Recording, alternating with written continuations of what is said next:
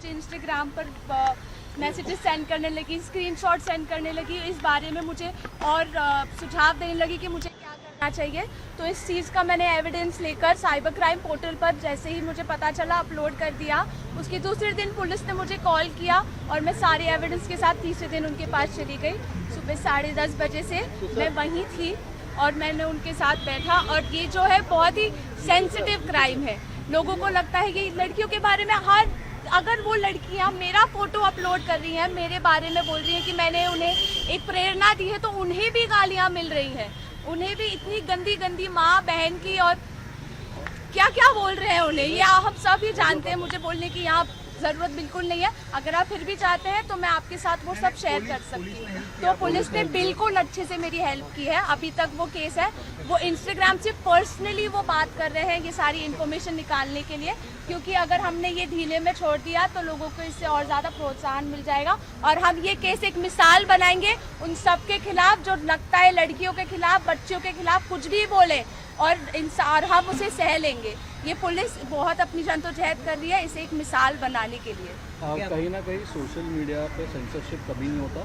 जो हम लोग कहते हैं वो हम सोशल मीडिया पे करते हैं। तो कहीं ना कहीं इस सब के केस में जैसे आप फील कर रहे हैं, कहीं ना कहीं सेंसरशिप आने को लोग चाह रहे हैं, ऐसा लग रहा है आपको? बिल्कुल। हम सब लड़कियां आज भी मुझसे कह रही थी कि फर्स्ट ऑफ ऑल तो जिन्होंने भी ये सब किया है, मैंने उनके खिलाफ मामला दर्ज किया है। उन्हें पब्लिकली अपोलोजाइज करना चाहिए दुनिया की सारी औरतों से, क्योंकि वो अभी से नहीं कर रहे हैं ये सब। ये मिसोजिनी जो है हमारे अंदर, हर एक इंडिविजुअल के अंदर जो भी ये चाहता है, बहुत पहले से हो रही है। तो पब्लिकली अपोलोजाइज किया जाए और ये केस बहुत ही सीरियस है तो ये कोर्ट भी जाएगा।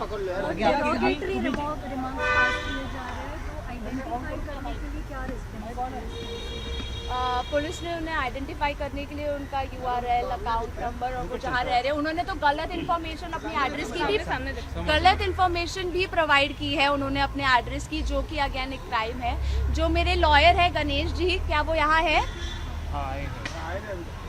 कहाँ है? कहाँ है? हमें यहाँ बुलाया जाए ताकि उनके जो भी केस मुकदमे दर्ज हो रहे, ये मेरे साथ टच में रहे हैं और इन्होंने जो भी सारे प्रॉब्लम्स हैं, जो भी सारे केसेस हैं IPS के तहत, वो ये बताएंगे कि क्या क्या दर्ज हो। रिया जी, एक असा प्रश्न होता, तुम्ही म्हणजे ती गाडी थांबवली होती पोलिसांची, एक बस थांबवली होती, त्यामध्ये विद्यार्थी होते असं तुम्ही म्हणालात आणि त्यानंतर त्या विद्यार्थ्यांना कुठेतरी सोडवा यासाठी ही संपूर्ण प्रयत्न होते। आज मुख्यमंत्र्यांनी थेट गृहमंत्रालयात आदेश दिलेले आहेत की जे काही केसेस असतील, ज्या काही नोटीस असतील त्या विड्रॉ करा आणि त्यांना मुक्तता म्हणजे मिळेल सर्व विद्यार्थ्यांना, असं समजलंय। काय सांगाल या विरोधात? म्हणजे ही दुसरी लढाई आहे, ही जिंकलेली आहे विद्यार्थ्यांनी? मुझे ये कहते वक्त बहुत फख्र फील हो रहा है कि अब तक तो मेरे सिर्फ फोटोज़ थे, लेकिन कल फॉर्मली मेरा नाम भी दर्ज हुआ था। मेरे खिलाफ भी FIR आई थी जब मैं पुलिस स्टेशन में थी। तो शिवाजी पुलिस स्टेशन से भी जो पुलिस थी, 4 पुलिसकर्मी मेरे पास आए थे और उन्होंने मुझे बहुत अच्छे से जो है ये फेलिसिटेट किया। उन्होंने मेरा अभिवादन किया, एक बोल सकती हूँ मैं, क्योंकि मैं गर्व से इस चीज़ का फॉर्मली हिस्सा बन चुकी हूँ, मेरा नाम लिख चुका है इस चीज़ में।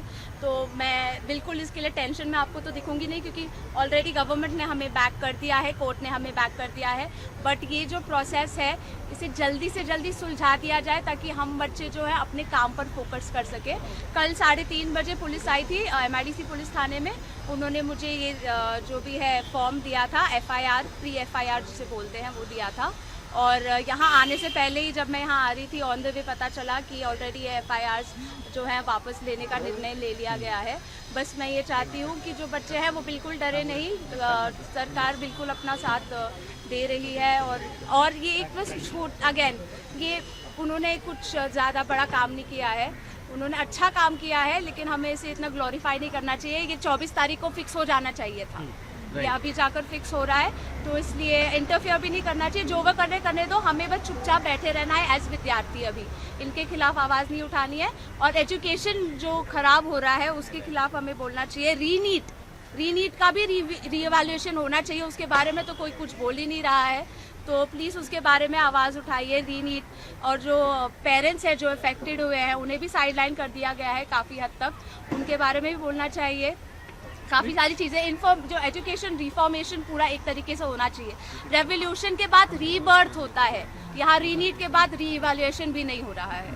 प्रिया, अभी आज त्यांनी असं म्हटलंय की या ज्या मुली आंदोलनात सहभागी होत्या CJPचा जनरेशन गटर असं म्हटलंय आणि गटर छाप असा उल्लेख केलाय कंगना रनौत यांनी, या मुलींचा काही उपयोग नाही समाजासाठी असं त्यांनी थेट म्हटलंय, कसं बघताय? मैंने देखा है उनका बयान और मुझे अफसोस हो रहा है क्योंकि जिस तरीके से वो बॉलीवुड माफिया के खिलाफ लड़ी थी, एजुकेशन और ये माफिया की, मुझे लगा कि वो बोलेंगे इसके खिलाफ भी, because hats off to her, जिस प्रेरणा और साहस के साथ उन्होंने बॉलीवुड माफिया के खिलाफ बोला था। मुझे बिल्कुल, मैं वेट ही कर रही थी कि प्लीज़ ये कुछ बोलें, बट अगर वो किसी, मैं जानती हूँ कुछ बच्चे हैं ऐसे जिन्होंने अपने एनर्जी में आके गलत गालियाँ दी हैं, गंदे बयान किए हैं, बट वो बच्चे हैं। अगेन हम फ्रस्ट्रेटेड हैं सिस्टम से। अब देखिए हम यहाँ क्यों हैं, मुझे यहाँ होना चाहिए। मुझे मुंबई यूनिवर्सिटी में, मैं जो इंग्लिश लिटरेचर पढ़ने के लिए मैंने अभी अपना दाखिला लिया है, उन्होंने मुझे 2 हफ्ते से वापस कॉल भी नहीं किया है। एडमिशन फ़ीस जो मुझे उन्होंने भेजा था भरने के लिए, वो एडमिशन फ़ीस मैंने भरी ऑनलाइन, और फिर उसके बाद मुझे उन्होंने कंफर्मेशन भी नहीं भेजा है अभी तक कि मेरा एडमिशन हो चुका है। और अभी ये मंथ, ये एडमिशन ख़त्म होने वाला है, तो मैं भी अभी इसमें भी बिजी हूँ, लेकिन पढ़ाई करने जाऊँ मैं 2 हफ्ते, उन्हें 6 नंबर्स हैं उनके ऑनलाइन, 6 नंबर्स पे मैंने उन्हें हर रोज़ कॉल किया है, 1 बजे से लेकर 3 बजे के बीच में और 10 बजे से लेकर 12 बजे के बीच में, लेकिन एक भी कॉल आंसर नहीं हुआ है। सारे कॉल्स बिजी आ रहे हैं या फिर अवैध आ रहे हैं। अब ये सिस्टम सिर्फ नीट का ही नहीं रहा, ये एजुकेशन का जो पूरा सिस्टम है, स्टूडेंट्स के जो एजुकेशन को ग्रांटेड ले रहे हैं लोग, क्योंकि उन्हें लगता है बच्चों के पास पावर नहीं है। जो जेनजी है उन्हें देखकर कंगना रनौत को उल्टी सी आती है। तो हम अब ये यही सोचिए, अगर कुछ जेनजी के बारे में उन्होंने ऐसा कहा है और पूरी जेनजी को उन्होंने गाली दे दी है, तो ये जो पॉलिटिशियंस हैं जो बच्चों को बोल रहे हैं कि उन्हें रेप एंजॉय करना चाहिए, ये लड़कियां तो कंप्लेन भी नहीं करेंगी, तो हमें एक, और वेस्ट बंगाल में बोल रहे हैं ये एक रिलीजन के ऊपर, मैं बोलना ही चाहूँगी उन्होंने क्या बोला है, बट रिलीजियसली वो गालियाँ दे रहे हैं एक पर्टिकुलर रिलीजन को। तो क्या हम सारे पॉलिटिशियंस को जेनजी गाली देने लग जाएगी? इतनी तो अक्ल हम में भी है कि जो एक जो सेब खराब होता है वो बाकी सेबों को खराब कर देता है, इसलिए उनसे दूर रहना चाहिए। तो वो इतनी बड़ी है, इतना बड़ा प्लेटफॉर्म है उनके पास, तो इसका मिसयूज़ बिल्कुल नहीं करना चाहिए। और मैं ये स्ट्रिक्टली ये भी चाहूँगी कि जिन लोगों के पास पावर है उन्हें काउंसलिंग दी जाए, ताकि वो ऐसा बयान विवादित ना करें, क्योंकि जो पुलिस ने किया है उनको पावर कहाँ से आती है? उन्हें लगता है कि अगर इनके साथ जो कुर्सी पर है उनके साथ कुछ नहीं हो रहा तो हमारे साथ क्या ही होगा। रेप के बारे में, जातिवाद के बारे में, पार्टियों के बारे में, लड़कियों के बारे में, छात्रों के बारे में, वो कुछ भी अपना मन कहे धड़ल्ले से बयान देते जाएंगे और हम यहाँ बैठकर सुनते जाएंगे। ऐसा नहीं होना चाहिए। काउंसलिंग सेशन होने चाहिए, वार्निंग लेटर्स देने चाहिए ऐसे लोगों को।